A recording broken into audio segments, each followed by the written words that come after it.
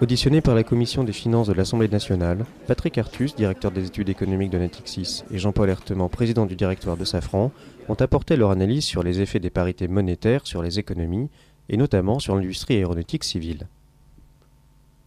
Je crois que le sujet essentiel aujourd'hui, c'était l'appréciation de l'euro. Il y a une question extrêmement importante, c'est de savoir si l'appréciation de l'euro, c'est quelque chose qui va s'arrêter. Et donc on n'a pas à s'armer contre une dérive de l'euro qui continuerait pendant plusieurs années, ou si c'est une tendance qui va se prolonger.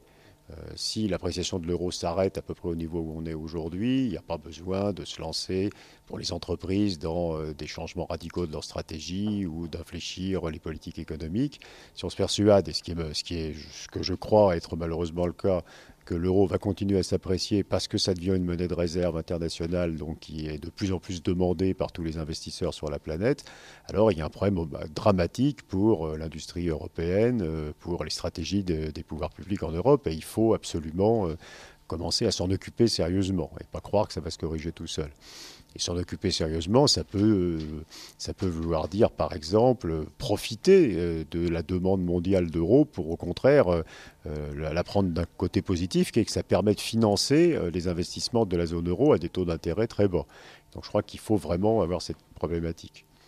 Bon, l'équation pour nous, elle est assez simple.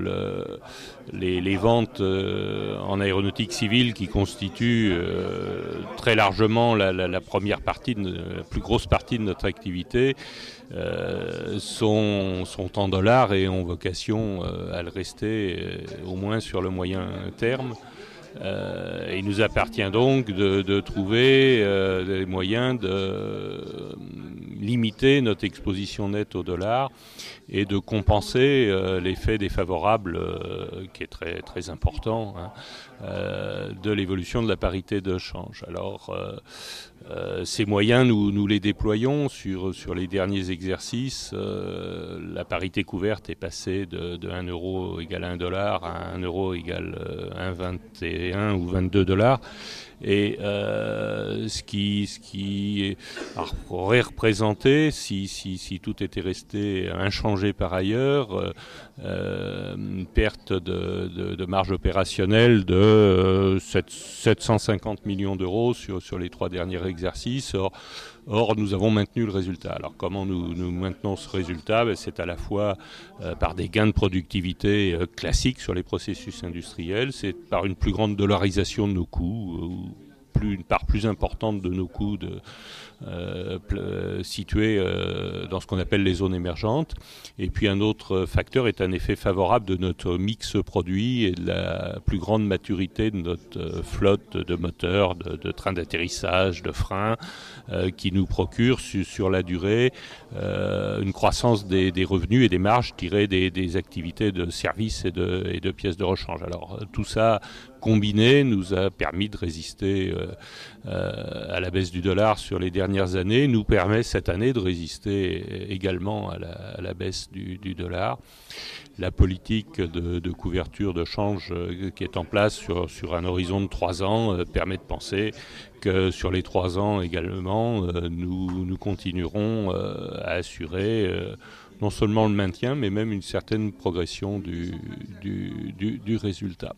Ceci étant, j'ai attiré l'attention des parlementaires sur le fait que résister et même progresser à des rentabilités de l'ordre de 10%, tout en consentant un effort de préparation du futur, de recherche et développement financé sur fonds propres plus important que nos concurrents ou collègues américains, à un moment où nos collègues et concurrents américains ont des rentabilités assez supérieures aux nôtres, c'est structurellement faire courir un risque à long terme sur cette industrie qui reste et devrait demeurer, à mes yeux bien sûr, un joyau de la République française.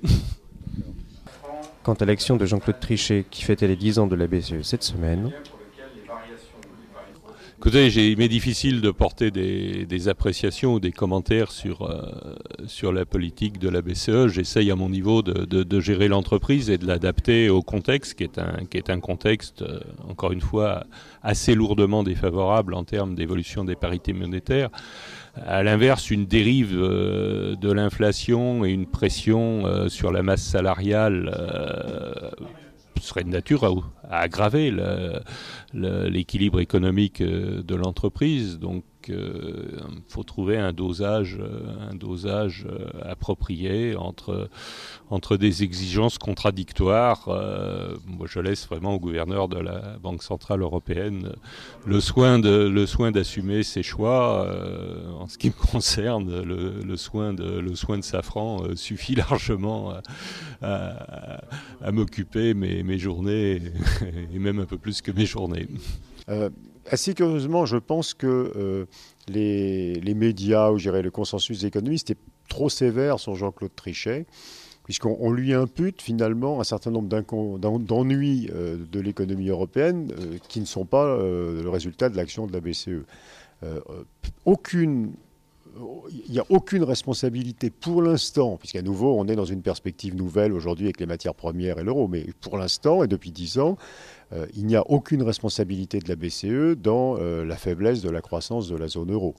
La faiblesse de la croissance de la zone euro, c'est parce qu'on n'a pas les bons produits, parce qu'on n'a pas su exporter aux pays qui étaient en croissance forte. Et c'est pas l'euro, c'est des problèmes de l'appareil productif, c'est des problèmes de spécialisation, c'est des problèmes de développement des PME. Et donc je ne crois pas qu'on puisse tenir un discours très négatif sur la politique de taux d'intérêt de la BCE. On est à 4 aujourd'hui, si on était à 3,50, ça irait pas visiblement mieux.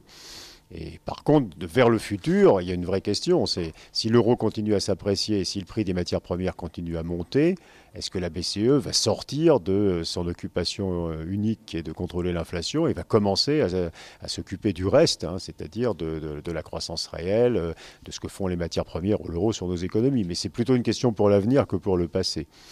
Et deuxièmement, il ne faut pas surestimer non plus le rôle de la BCE dans l'appréciation de l'euro. Certes, l'euro, c'est une bonne monnaie grâce à la BCE.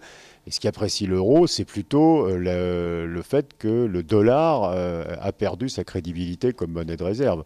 Donc c'est plutôt... Les investisseurs mondiaux ne sont pas tellement en train d'investir en euros, ils sont en train de sortir du dollar. Hein.